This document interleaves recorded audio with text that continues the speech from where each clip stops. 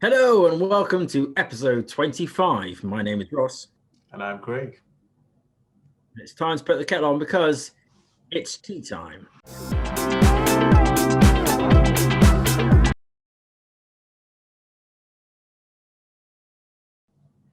Right, Craig, what's in the news today? Yes, I have a fair bit of news actually. Seems that I'll do it in segments like I did last time of EVs, AI, etc. I think that was quite nice. So I'll start with it's a new thing. I'll start with a different piece of news though, and this is all about IPFS. Have you ever heard of this? IP for no, I don't know. Good guess. It's a replacement of HTTP. So IPFS is Interplanetary File System. Super cool name. Okay. And the entire point is so you know how BitTorrent works, where it's a decentralized peer-to-peer system, and they're trying to make the internet the same way. So every device, every browser has a small chunk of a website or some data, and you connect to those nodes in order to retrieve the website. So as you can imagine, this spreads the cost of infrastructure to all devices. It makes everything quicker because it's closer to you.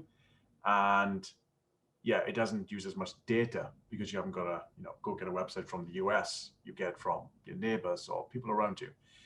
It's quite an ingenious system. But the biggest thing it tries to solve is top-down censorship. So, hello, China. Basically, these are trying to stop you guys. We don't want people censoring. So China could ban a website, or any country for that matter. And should people around you have it available, exactly like the BitTorrent network, it can still be retrieved. So that's quite exciting. And yeah, IPFS is a way to save the internet effectively from being so centralized. And the very first browser to use it is a browser called Brave. So I use Brave. It's my go-to browser. It's based on Chromium, so it's basically Google Chrome without the Google part. And they also have their own cryptocurrency, which is pretty cool. But yeah, let's not talk about Brave too much. It's a really cool browser. Check it out. Next piece of news. There's a new AI. That's blowing me away already. I mean, I feel like you just announced a whole new internet, and I'm like, I'm really trying to work out like what's the negative impacts of this. Is like, okay, so it sounds like great, it's democratizing or whatever. I feel like there's going to be a negative side. So like, what does this now make it so that we can have even more fake news or whatever because no one knows who anyone is. I mean, what's happening there? Yeah, good question. So the negatives would, of course, be let's think of sites you don't want on the world, like for example, dodgy sites, certain porn sites, for example.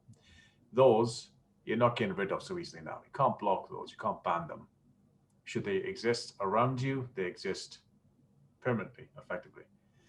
Sort of like copyright claims against torrents, which exist in the BitTorrent network. Yeah, it doesn't really matter what you do, they stay in there. The more you try, the more likely it will spread. So that's the negative, that maybe certain undesirable things will continue to exist. It's like Bitcoin is for money, Brave is for browsers. Initially, it allows all the criminals to go and do whatever they like, and then later on, it gets adopted by genuine good people.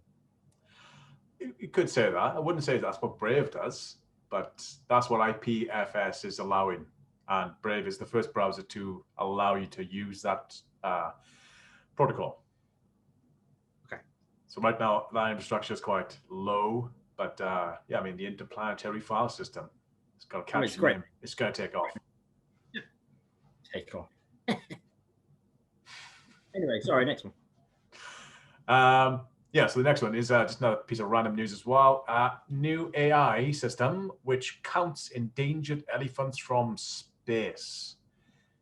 So this solves a scientific issue of monitoring endangered wildlife. So right now it's just elephants because I assume they're the easiest to spot from space.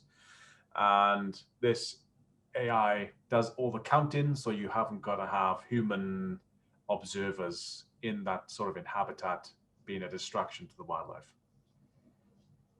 I mean, now it seems obvious. Of course you should do that. Yeah. Yeah. I assume like counting like, snow leopards in like, I don't know, the Andes is going to be a bit of a different challenge, but AI can do it. I thought there's a nice bit of AI news. Yeah. Okay.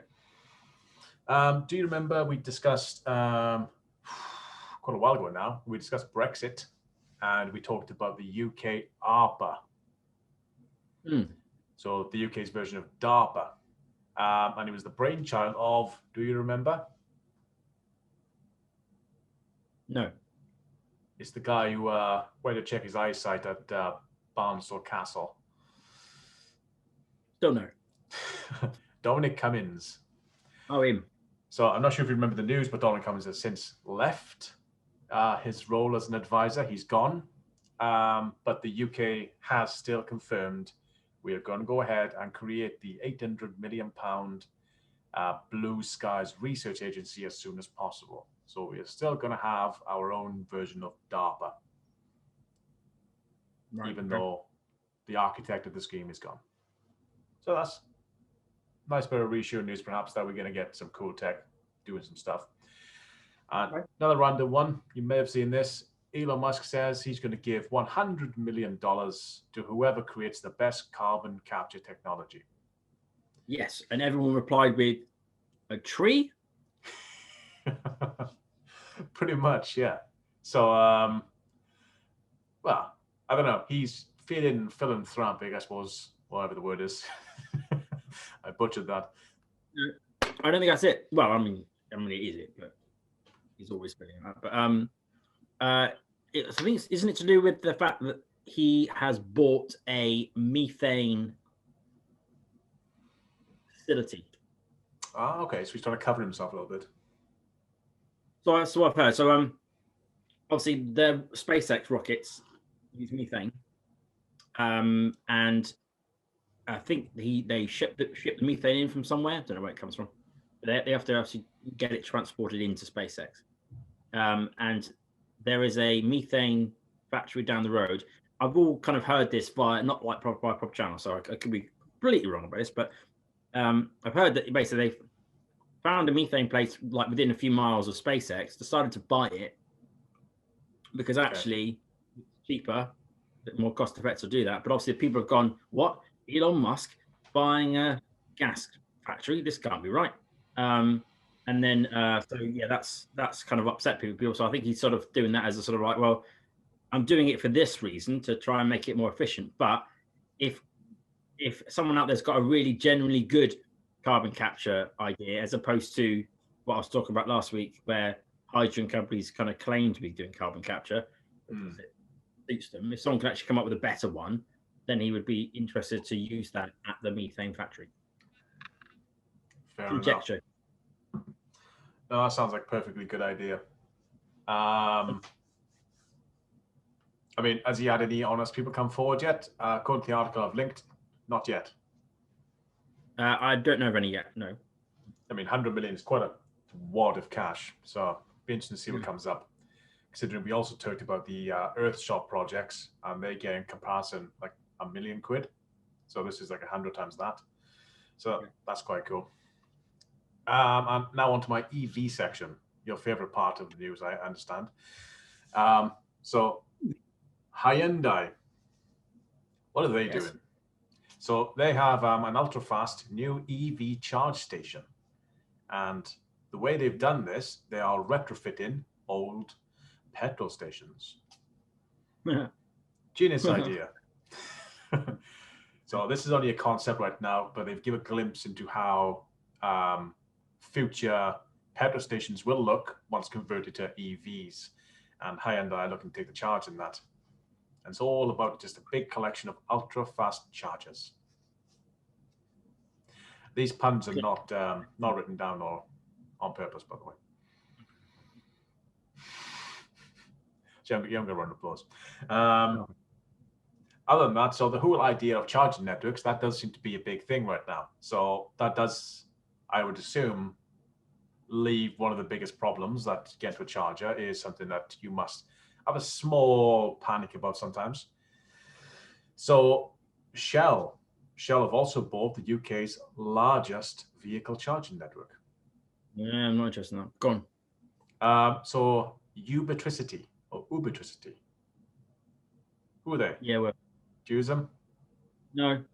Okay, Shell owns them. They're the biggest ones. And another piece of news, it's happening. The world's biggest diesel factory has pivoted to electric motors. Nah. Go on.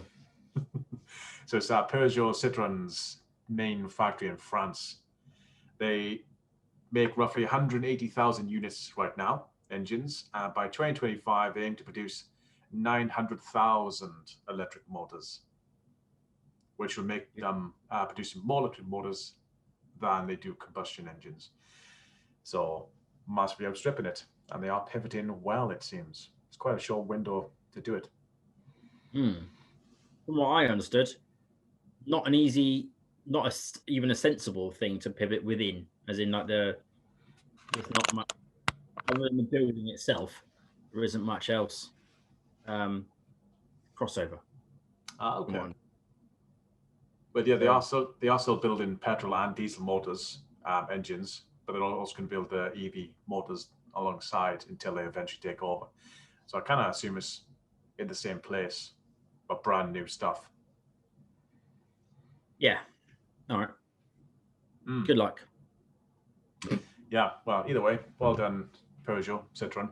I didn't know they're the same people, but they are. And the final piece of news is a good one, I think. One that's been long overdue. Yeah. Google Maps now supports electric vehicles natively. Oh, good. So you can map to a location and it can recommend you stopping along the route to EV chargers. Yay. I don't know why it took them so long, to be honest. Yeah, I mean, it's one of those things that you'd expect to be there all along. But now it has some super awesome algorithms that it's figured out, and it can, what it's calling stress-free routes, which takes you past charging stations and will recommend charging stops. You can put your car in or your estimated mileage, and it can even help you plot your course based on that. I think stress-free driving largely depends on your car. I would assume so, yes. I don't think Google can help me.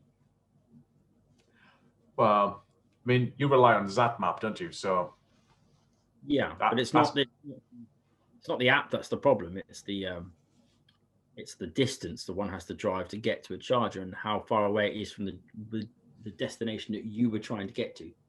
I can find one, but it's 30 miles in the wrong direction. So maybe not maybe 10. But... Yeah, but now Shell's got your back. They've bought up all these charging stations. They're going to build some more. In Shell, I think that's probably just a desperate attempt to stay relevant. To be honest, I should do my research first, but it's Shell. I mean, come on. I mean, yeah, that's basically what they're doing. But one thing that's interesting as well is that Google Maps is built into Polestar and the Volvo XC40. It doesn't say it's built into Teslas. It's not, no. Why? What's happening there? What does Teslas use for mapping? Oh, it's Tesla. It'll be their own thing. I mean, why would they invent a mapping service?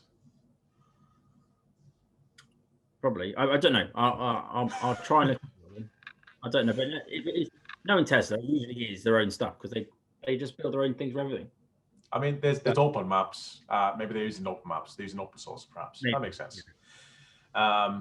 But yeah, so it's natively in Polestar and Volvo, and either way, that's a really cool addition. Yeah. So I think the leap would go well.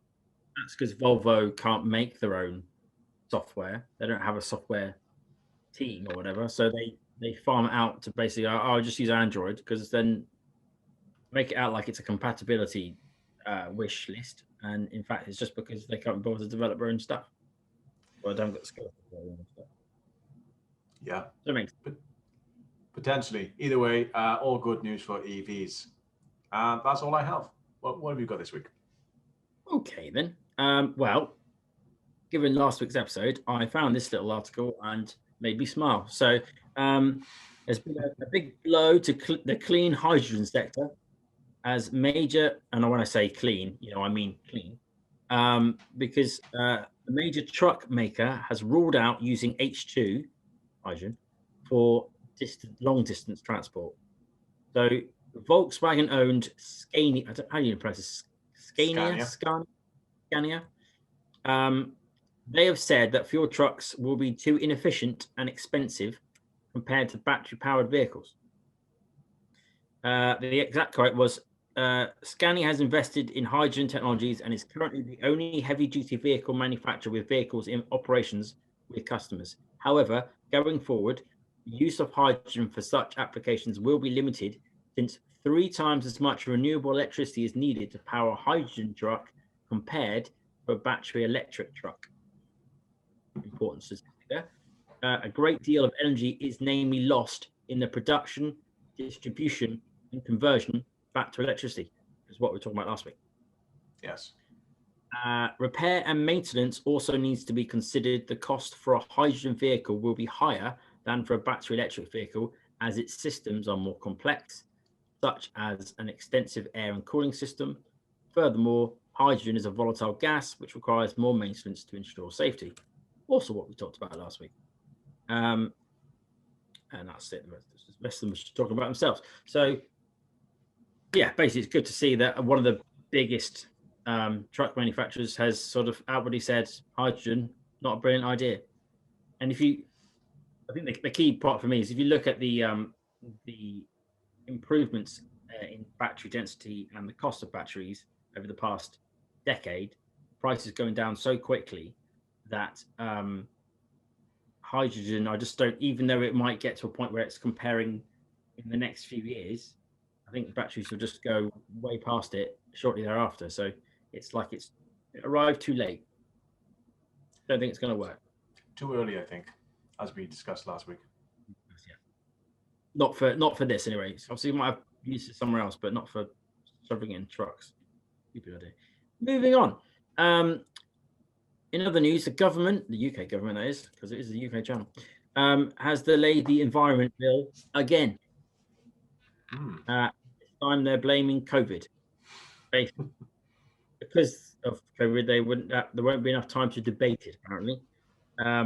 So Rebecca Powell, who is the Minister at the Department for Environment, Food and Rural Affairs, said, "We remain fully committed to the environment bill. Carrying over the bill to the next session does not diminish our ambition for environment in any way."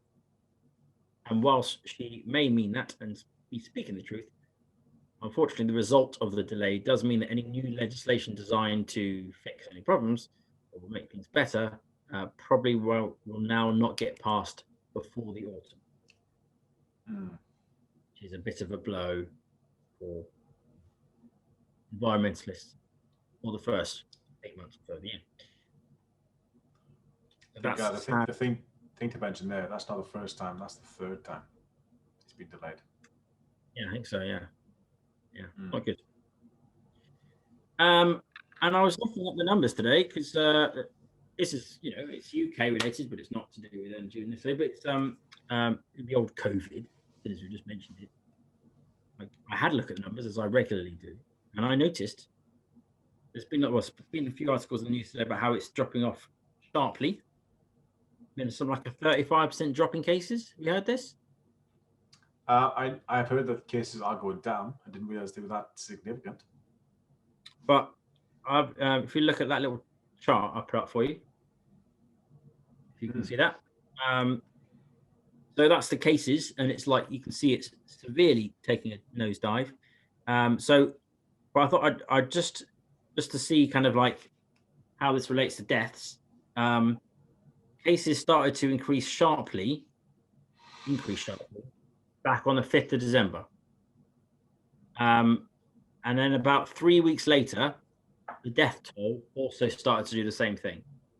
So on that rough basic theory, 3 weeks is the gap roughly between the cases going up and the death going up. So the cases have been going down ever since the 8th of January, which is now 2 weeks ago. So maybe, just maybe, by next week's episode, we may start to see the death rates actually starting to go down. And if it go down anywhere near as quickly as the cases, that would be lovely, wouldn't it? It would be fantastic. I would assume this matches the vaccination upward trend, because like what, 100,000 people or something silly like that's getting vaccinated in a week. Some mad numbers. I'm sure it does. But I mean, if it, logically speaking, given that the majority of cases and the majority of people who get hospitalized and the majority of people who die are the same people who are getting vaccinated, then you should hope to see that drop off go off quite significantly. Yes, most definitely. However, did you watch Boris's update this evening? Is that the one where we're not going back? The schools are still closed until March the 8th, I think. Yes. So I would have hoped for some better news there, to be honest. But yeah, Wales hasn't said something similar yet. That's just an English thing. But we assume Wales will say the same thing, basically. Yeah, well, it's probably going to be the situation where they've been optimistic, and then, super cautious.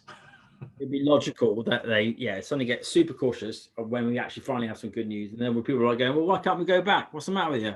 Stop worried about it so much. It's like.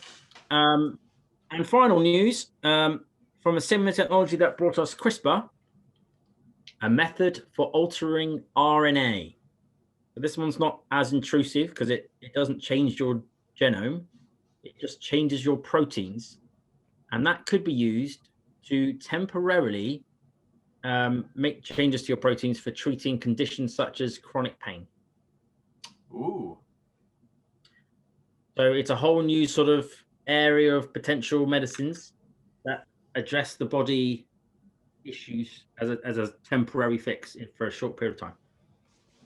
That sounds like a way around the whole legality issue too, because I mean the biggest problem of genomics in general is that it's just not ethically allowed in certain places, and legally you can't do certain things. However, RNA does sound maybe the solution to that, which sounds quite interesting. Possibly, and I thought it might make a nice, interesting segue to your topic. Yes, well, thank you for that. Based on, we've been thinking about this a lot, about genomics, and especially recently, so much so, we've both invested a fair amount of money into genomics-based companies, and we think they're going to do well in the near future.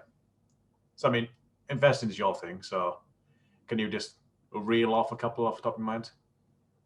I can. What we've been looking at is ARC Invest. They have a fund, and there's a whole bunch of 50-owned companies in there. So we just sort of took the top 6, the biggest ones, which I can tell you what they are. So companies like ARCT Therapeutics, they're trying to cure stuff like cystic fibrosis and hepatitis B. There's the probably the most popular one known, CRISPR Therapeutics, gene editing for medicines and serious disease. NVTA, they are more of a processing of DNA, so they look through samples and try and find indicators for hereditary diseases. Another big one is Specific Biosciences. They do real-time genetic analysis and sequencing.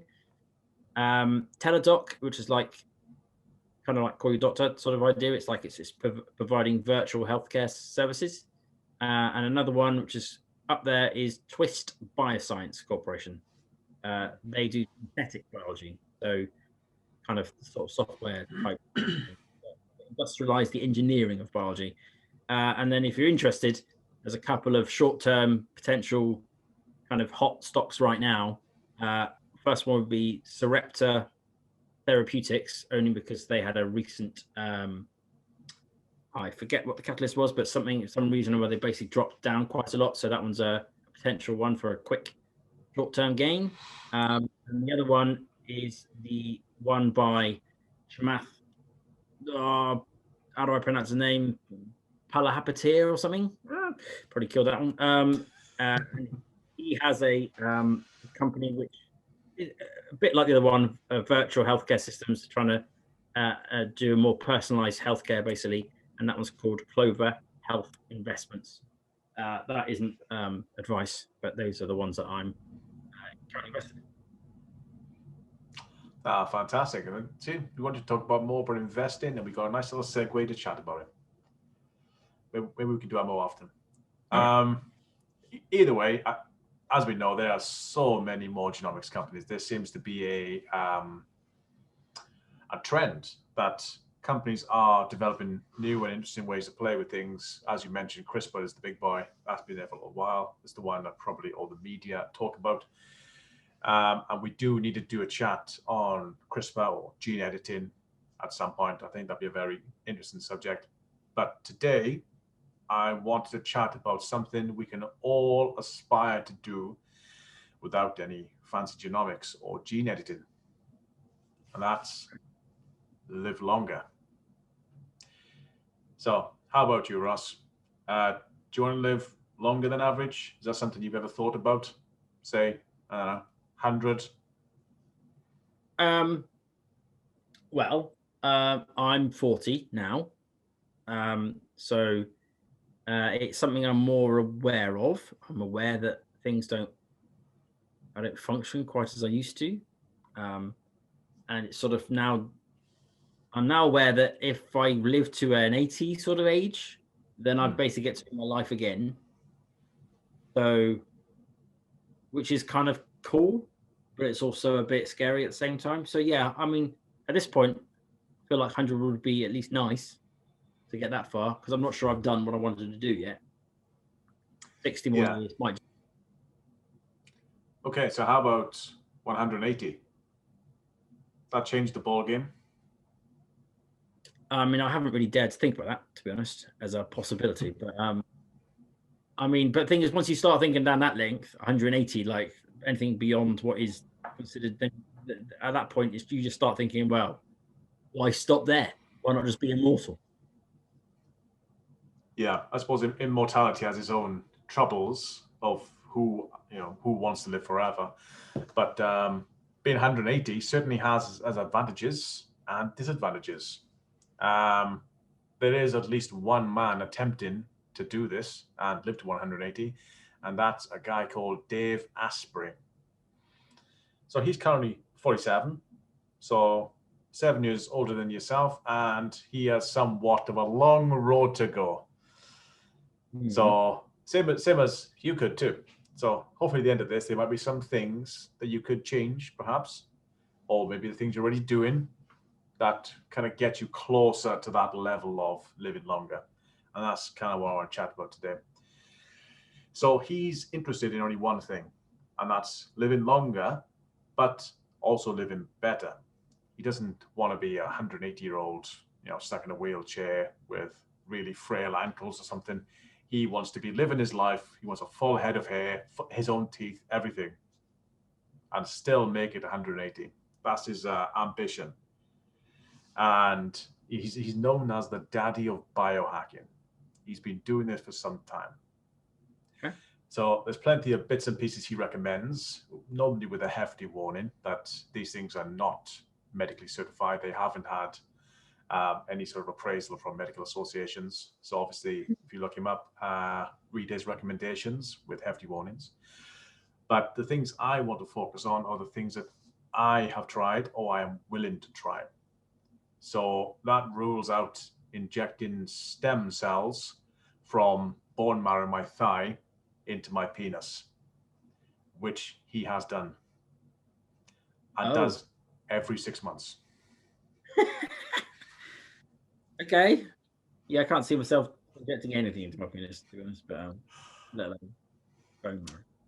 Yeah. It's actually quite good on his part because he did marry a doctor, so she can help. But she also has bone marrow injected into her vulva, I think.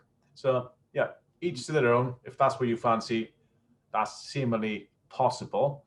He did mention that it's not possible in the continental US, so you have to leave your country, but, you know, pros and cons. Can we do it here? I don't think we can do it in the UK either, no. No. We have similar genetic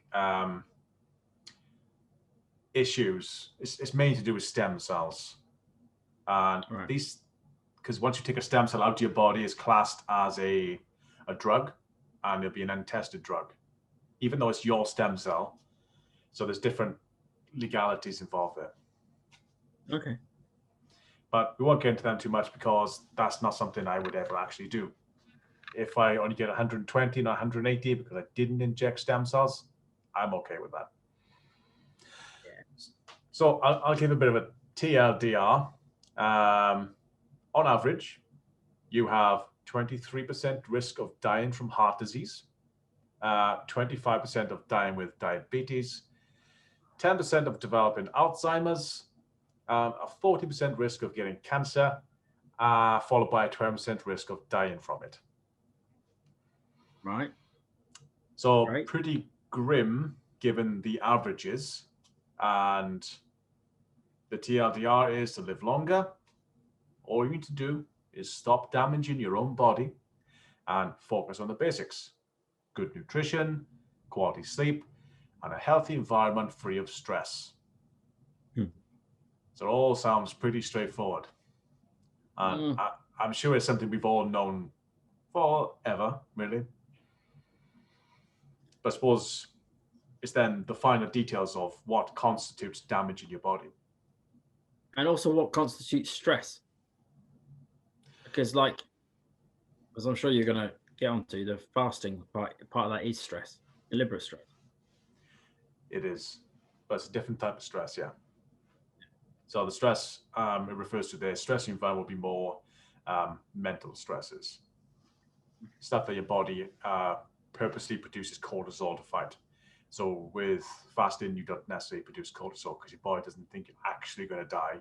It produces different types of, they call ketones. So your brain can work better to try and find another meal. That's kind of how it's thinking. It's not thinking, I'm going to die. It's like, you know, here's our chance. Let's go get that deer or whatever. So different, however, it is purposeful stress. Okay, so if you're sticking with the video now, we are going to go into a deeper understanding. This is a forewarning if anyone watched my Bitcoin. So Dave has 7 pillars of aging. And the way these kind of break out are, the first one is shrinking tissues. So basically, as you age, your stem cell reserves dwindle. You're born with a set number, and they don't really regenerate as fast as we would like. So your stem cells themselves age. They're roughly the same age as you, and they thus become less efficient as time goes on. Some cells die before they're supposed to, and others are quickly replaced. As a result, tissue throughout your body loses more and more cells just down to general atrophy. So for the longer you live, so the worse the condition of your cells. So the biggest game changer here is to eat food that boosts the efficiency of your mitochondria. So they're the cells you want to make stronger, and they can make more energy, and your body has the raw goods it needs to manufacture all the proteins it needs. So you're talking about protein editing. Maybe we could edit RNA to allow different types of proteins that may be more common in our diets. Those type of things could be quite useful. So number 2 in the pillars of aging is mitochondrial mutations. So these are otherwise known as damaged mutations, or damaged mitochondria rather. And think of the mitochondria as the power plants in your cells. These are the very things that create the energy, and they keep you alive. So once they start mutating, as you can imagine, that doesn't sound like a good thing. They start breaking down. So probably the easiest way to think of it is that your DNA itself is kind of like a building. Your DNA provides the blueprint. So it says how many rooms you got, how many windows you got, and what kind of roof is it, how tall, etc. And your mitochondrial DNA describes what kind of wiring, heating, lighting, air conditioning, all that type of stuff the building will have. So the building itself is going to be there for a while, but over time, you know, the wiring gets bad, the air conditioner breaks, bulbs need replacing, all those different types of things. So you can see how your mitochondria over time breaks, mutates, and just needs a bit more raw nutrients to help it get better. Okay, yeah. So all you want to do there is ideally, yeah, eat the right things, which will come on to a little bit better, the nutrition. But the key point of mitochondria is the earlier you reverse it, the better. So you can have mitochondrial injections later on in life, which Dave does talk about. But again, I'm not interested in injecting myself for anything. So he recommends the younger you are, just work on it, get those nutrients now, and you have that compounding interest of mitochondrial nutrition that can outlast your age. So you don't want to be brittle when you're older, do it now. Number 3, zombie cells. So these are basically death-resistant cells. They're otherwise known as senescent cells, and they just won't die. So they've worn out, they have no use, and they just float around just being dead. So there's a certain vitamin, mineral, called phystatin, which is a polyphenol found in seaweed and strawberries.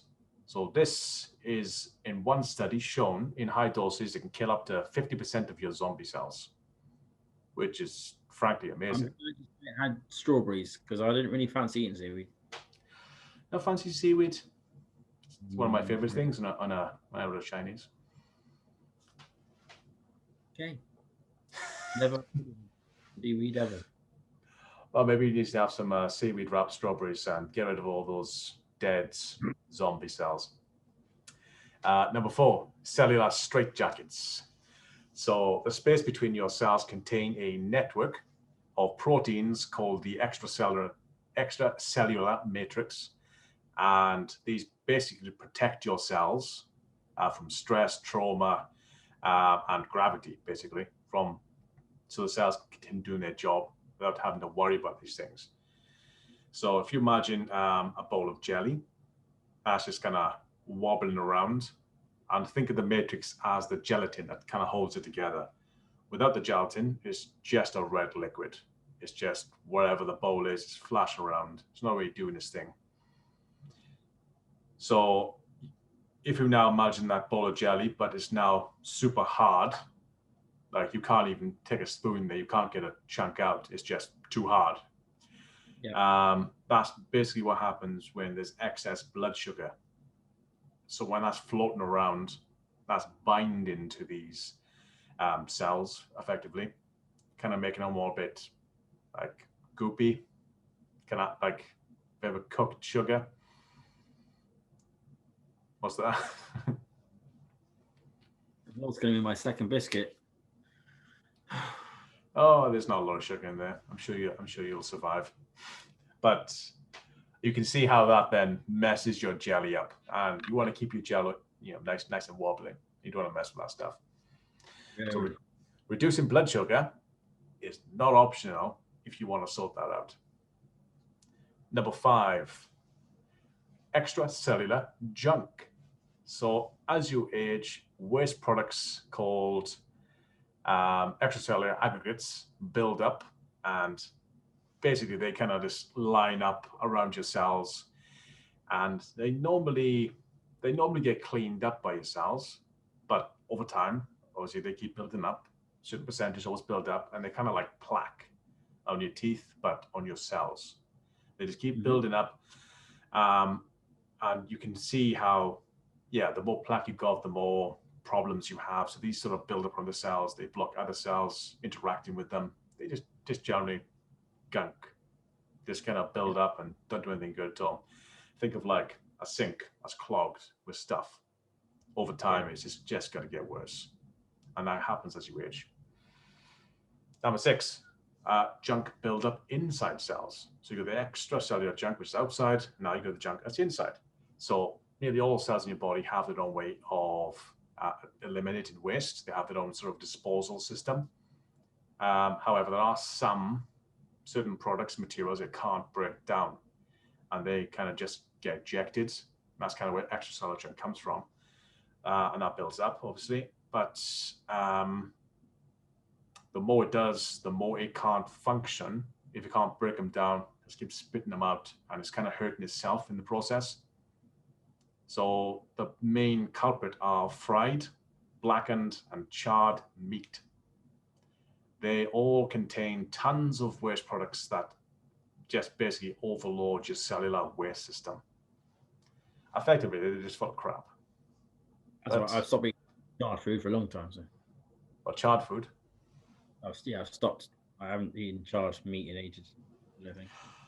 Well, I mean, it hasn't been summer in ages, but you like a barbecue. I do like a barbecue, yeah. But as in, well, first of all, I don't eat as much meat as I used to, and secondly, I generally avoid anything that's burnt now. Fair enough. But I avoided it because it was a carcinogenic. But I just thought about it. I go, well, I'm burning something. I'm burning, and I'm basically shoving charcoal, as it were, in my mouth. Well, why would I do that? That can't be good for me. So I stopped doing that. Yeah, fair enough. So yeah, it's not good for you.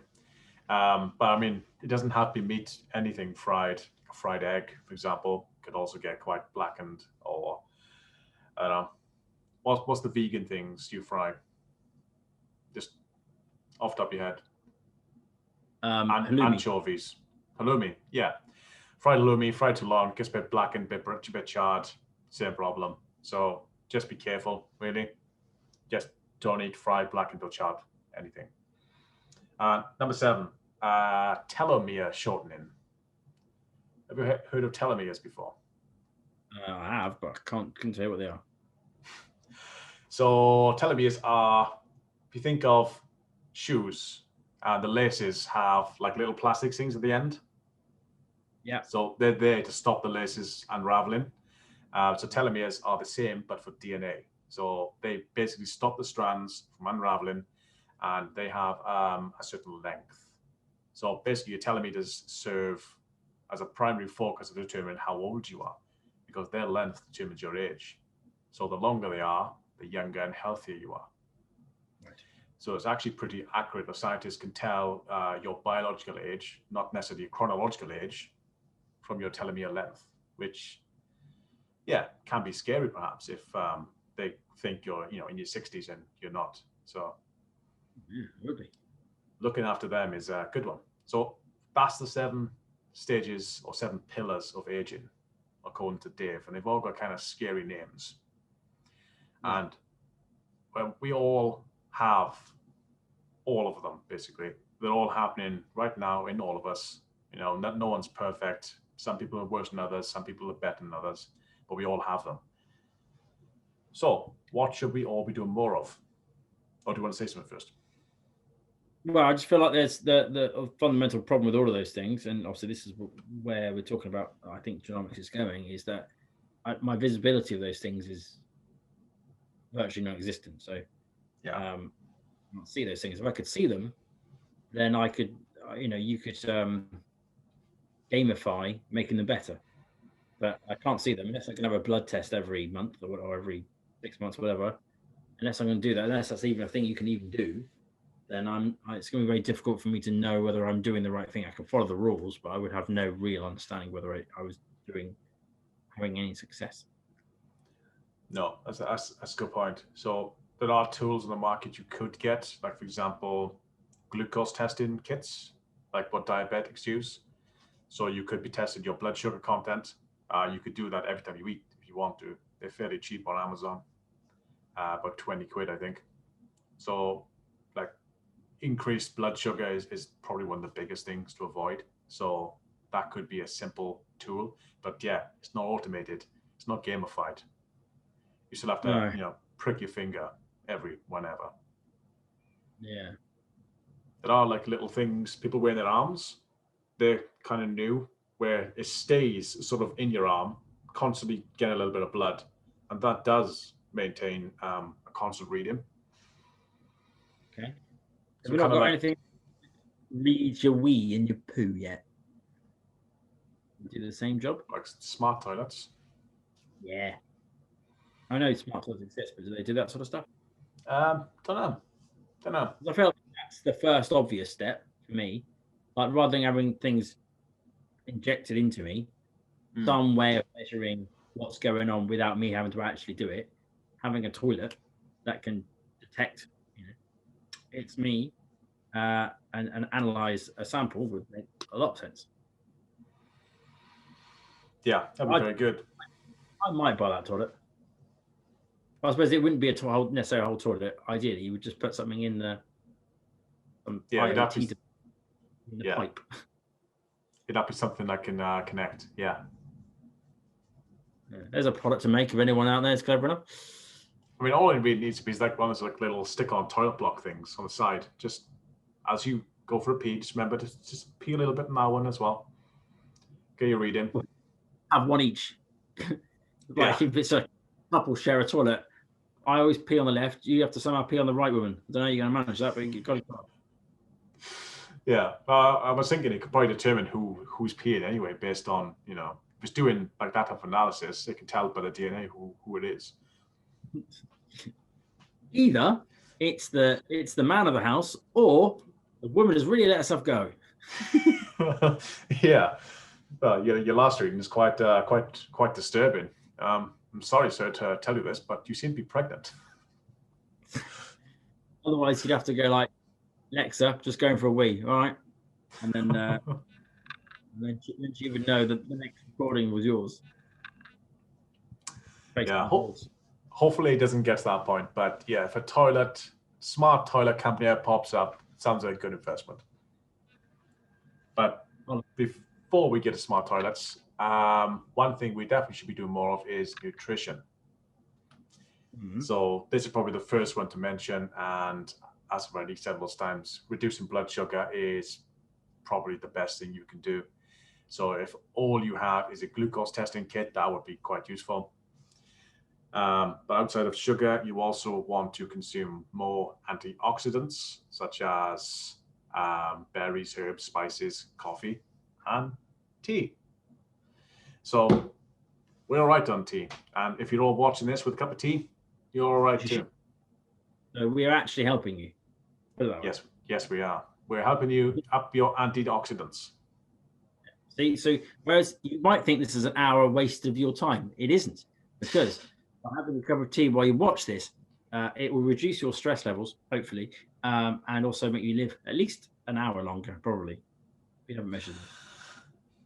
Yeah, I mean, this obviously has no studiable effects, but either way, you've had a cup of tea. Berries, herbs, spices, coffee, tea, and dark chocolate are good sources of antioxidants. If you can get them all in, go for it. And as I also mentioned, stop eating fried, grilled, charred meat, or anything doesn't necessarily be meat. These things alone, if you did them, will already give you a better, longer, higher quality life. So what about meat? So there's a lot of talk about whether or not meat is bad for you or not. So the general consensus is that it's not. Meat's perfectly fine as long as you have reasonable quantities. The main thing, if anything, suggests that most grain is bad for us, because grain plants typically produce compounds naturally, which are used to weaken animals who eat them. So Why?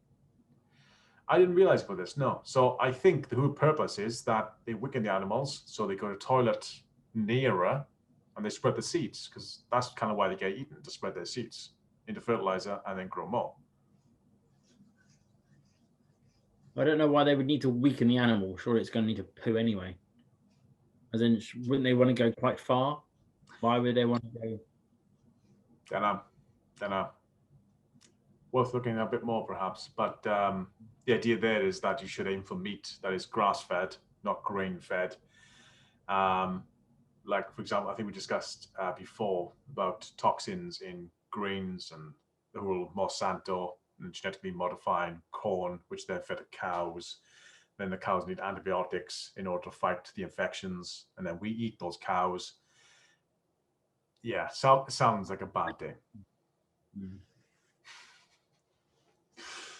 Yeah, it's never good when it tastes like penicillin.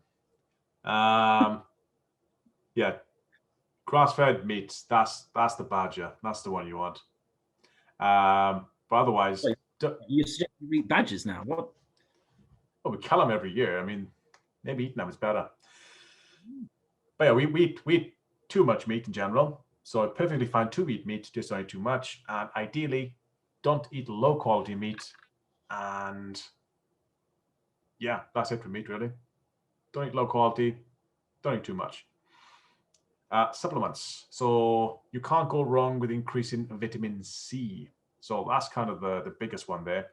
That gives you a bunch of skin benefits because it increases your collagen and just generally helps your system to work better. Vitamin D as well, sunlight, that's always good. Obviously not too much, not too little. That's kind of true of everything, really. Most of that's just, you can do these things, just not too much. And the other one, how about not eating at all? So, yes, fasting. Forever.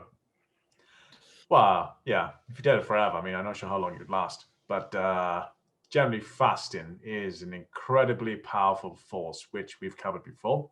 We did a nice episode on this a few months back. We talked about intermittent fasting, which is the preferred route, and that's what I use. I think you said you use it too. And there are plenty of studies, as we discussed, that show the calorie restriction, typically a diet existing of 1,200 calories or less, in conjunction with good nutrition, extends, gonna sneeze, extends lifespan. In mice is where most of the studies have taken place. And with those calorie restrictions, mice live up to 40% longer. So that's quite significant. And research estimates on humans, that'll be more like 10% longer, which is still pretty amazing. So if the average is 88, now you're talking about like 97, 96, just by doing a bit of intermittent fasting every now and again. Still not sure we're getting to 180 there. Yeah. Because, I mean, people eating fruits and veg, done. People eating less meat, done. People fasting, done. Well, this is just nutrition. There's other topics too. But we're going to start flying through them. So short periods of fasting, they stimulate, still can't say the word, autophagy, yeah. So we discussed it in the intermittent fasting episode. I still can't say it, so go watch that if you want to learn a bit more. But it basically extends the lifespan of cells and gives the body a chance to clear all the gunk out because you're not focusing on digesting. That's all for nutrition. Simple things to follow there, I think.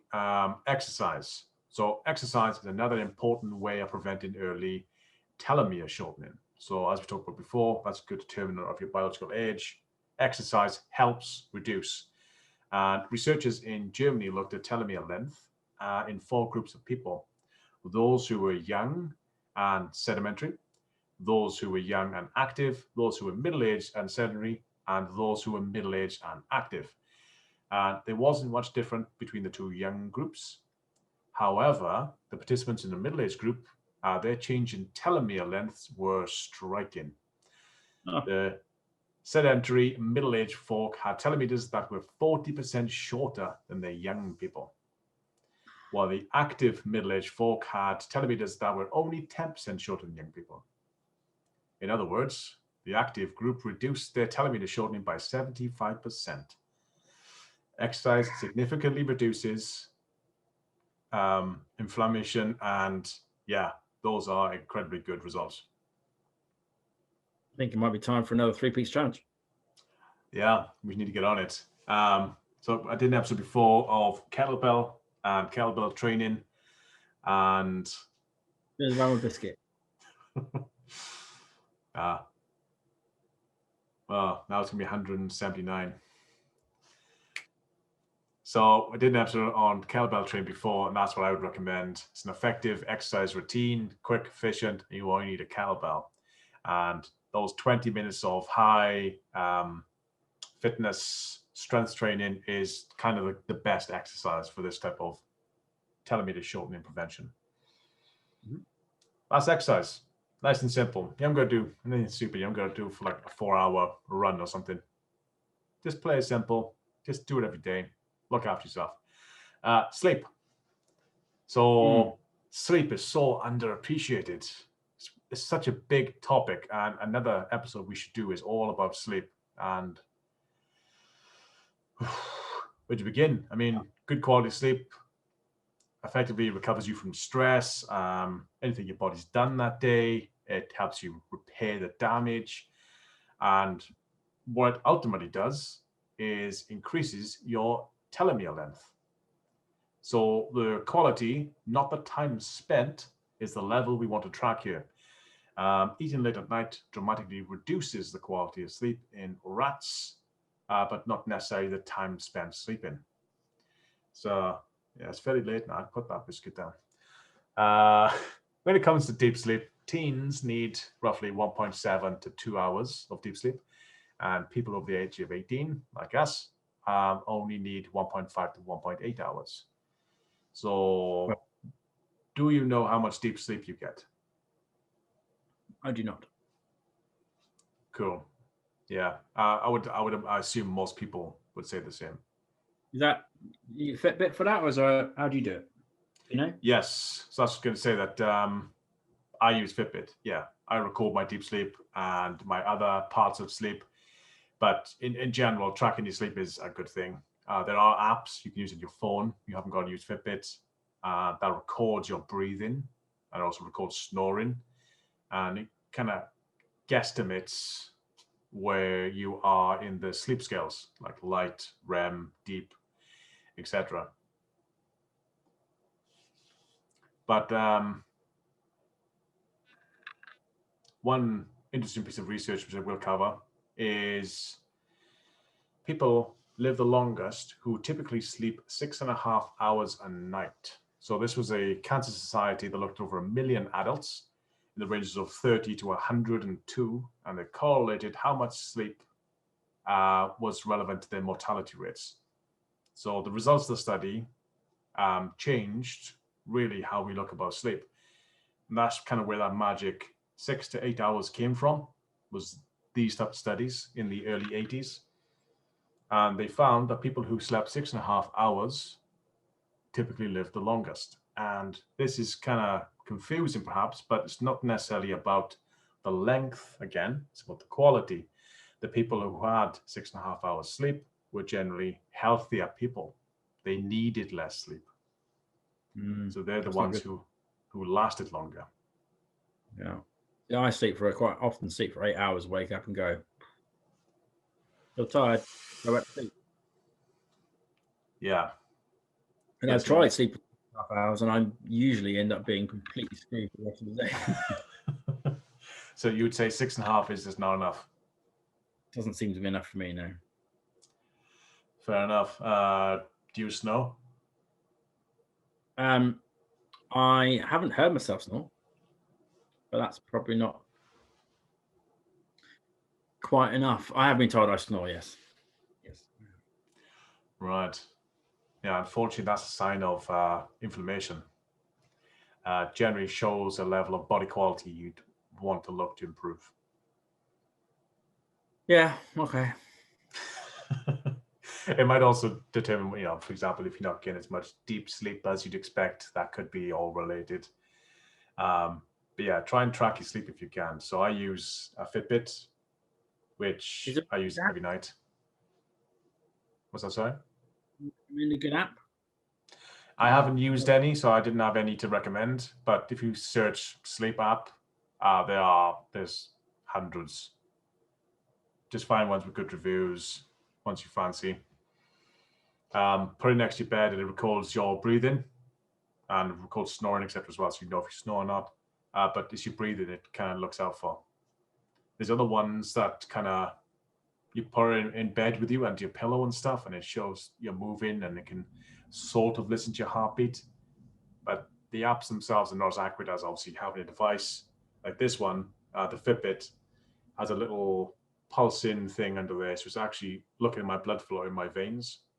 So we can determine my heart rate quite accurately. Right. So it knows what level of sleep I am based on my heart rate. It also gives me really rudimental understanding of how recovered I am after a night's sleep. But that's a whole nother topic, which we will cover. Okay. So to get a better night's sleep, you want to improve your sleep hygiene. You want to keep the temperature cool. Do you prefer a cool bedroom or a bit of a warm bedroom? I think I sleep quite warm, quite hot myself, so I prefer cooler. Yeah, a nice bit of cool bedroom. You get to sleep a bit quicker. You can have a hot bath before you go to bed as well. That kind of helps. Use blackout curtains. Develop a nighttime routine, so you always go to bed at the same time. You always wind down roughly the same time. Get up at roughly the same time, and also reduce your blue light exposure at night any way you can. So dimmer switches. Get rid of like LED bulbs. Like a little, if you've got a TV in your room, a little flashing red light.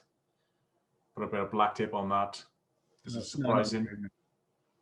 It's surprising how much that can get you off. But in short, stop looking at your phone before you go to bed for a good hour before. That's the number one thing people typically do. Right, that makes sense. Yeah. And you should see your quality improve. But another helpful way to get to sleep faster would be to watch me trying to explain the Byzantine's general problem in the previous cryptocurrencies episode. That is what I have been using recently. Yeah, I used to listen to Headspace, but I've just been that 15-minute segment that I cut out. I've been using that. On the plus side, though, I think I nearly understand it now. Fantastic. Just a couple more weeks, you should be nailed. So the final thing we need to look after is our environment. So the recommendations here are spend some more time in nature. And spending time in nature, our natural habitat, helps boost our killer cells, so our T cells, the ones that look after the bad stuff, and it enhances our immune system. You also get bonus points for frequently visiting forests with lots of evergreen trees. So specifically that smell. So if you don't have forest near you, you can use forest-based essential oils like cypress, which can give you sort of that feeling of maybe serenity and calm. But most importantly is get rid of stress from your environment. That's probably the biggest one here. Whether that be other people or clutter or general annoyances which you find stressful, make your best effort to get rid of them. And that can just do wonders for your mind. Like, do you find your environment's quite cluttered or something stressful? I have a kid. It's cluttered and it's stressful, and I can't get rid of him. It's frowned upon. Yeah, as you mentioned earlier, schools are closed the 8th of March. Yeah. So that's the biggest stress in my life right now. Children. Yeah. Again, can't really get rid of them. I have found that having headphones is really helpful because I like, particularly me, I like to be very much in control of the sounds flowing into my head. I'm very sensitive to such things, so being able to control that is immensely helpful. I can go from being very stressed to serene just by going. So I found that helps a lot. recommend that to anyone who's struggling. Bluetooth, hands-free, therefore, noise cancelling headphones are amazing. Fantastic. I mean, it's also quite nice to know that your son in particular is quite sensible. He's not a type of son who will climb drawers with knives. So that must give you a certain sense of peace when you put those in, knowing probably not going to kill himself. It does help, yes. I mean, I can still visually watch, but that's okay. Yeah. So yeah, based on the stress, there seems to be a direct correlation between telomere shortening and stress. In one study, women with higher levels of perceived stress, so perceived stress again is just real stress to the mind, they found their telemeters were shorter by the equivalent of 1 full decade than that of women who said they experienced less stress. So a 40-year-old woman could effectively be in her 50s telemeter lengthwise, just based on stress alone, which is absolutely ridiculous. So if you want to manage stress, you can meditate, which would be my recommended approach. Practice yoga, get some good quality sleep, as we discussed, and or delegate tasks that are draining you. And this tip alone could literally save your life. Got it. Yoga, get rid of kids. Top tip of the day. Yep, that's all to it.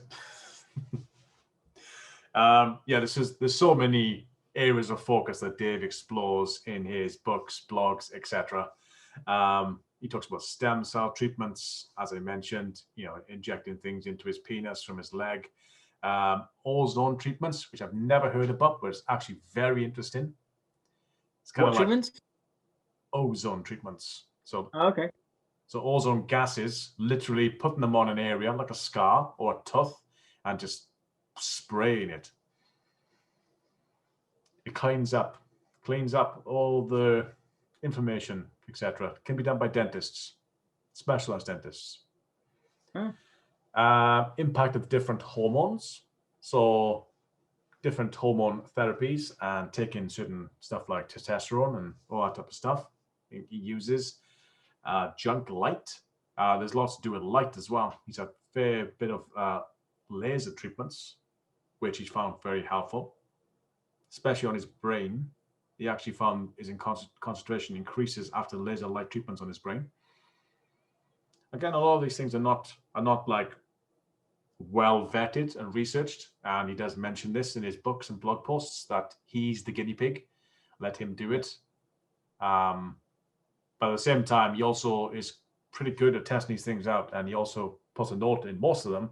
I have since invested in these companies, or I'm on the board as an advisor, etc. So he's testing these things out very early. So these could be the next big things for people trying to live longer. And the drugs, the amount of drugs this guy goes through. There was one part he talks about how in the early days of trying these things out, he ordered a batch of basically safe steroids from Russia. They came in like a little doggy bag. He's never injected himself before, so he had to learn how to do that, but before YouTube existed. So just found out how to do it, started injecting random Russian steroids into his leg. Okay. He's not dead. Yeah, he's not dead. He's done quite well for himself. And I'm not that type of chap who would happily inject myself. I don't think you are either. So that's over to everybody else. If they want to experiment with that stuff, I wouldn't recommend it, but up to you. But Dave is the type of guy who has tested all for us. He's going strong at 47, looking fit, young. Hopes to do that for another 133 years. Right. I feel like a picture should go up at this point. I haven't seen it, but I'm just, I'm hoping he's, looks fit and healthy. He's just like, after this, you've got to put a picture up and it's this guy. It looks like he's 87 already. I'm not sure it's the right one. Yeah. I'd nearly call myself. You don't have to. It's weird. He kind of looks like Nicolas Cage a bit. Except okay. Nicolas Cage is like, I don't know, like 60 maybe? I think Nicolas Cage is like 60. But he looks like a young Nicolas Cage in his like heyday. Okay. I'm looking forward to seeing this picture. Cool. That's all I have. So hopefully there's some tips in there that have been useful. I mean, the sleep ones, I would assume, would be useful for yourself, perhaps. I've already installed the app, so I'll give it a try in a bit. Other than that, I'm feeling like I've got more aches and pains than I had before I started this podcast. But no, yes, very good, very informative. I think a lot of stuff I probably kind of know. It's just having the what's the word? Discipline to actually to do those things, to actually stick with them, which is kind of hard, especially when you can't see it. But again, if we could get more visibility on that, I think it would be a lot easier. If I can imagine waking up to a screen in the morning and it's like measured some stuff because I was sleeping last night, and I look up and go, oh, I'm definitely going to need to do a walk today because look at that. You know, I mean, that's the sort of thing that people need so that they can see what's going on inside them. I completely agree. And those companies you listed in the beginning as genomics companies who are heavily in this area, I mean, it could be one of those guys. So yeah, check them out. Which is why we've invested in them. Right. Well, thank you very much. Remember to think, educate, and act, and we will catch you all next week. Take care. Bye-bye.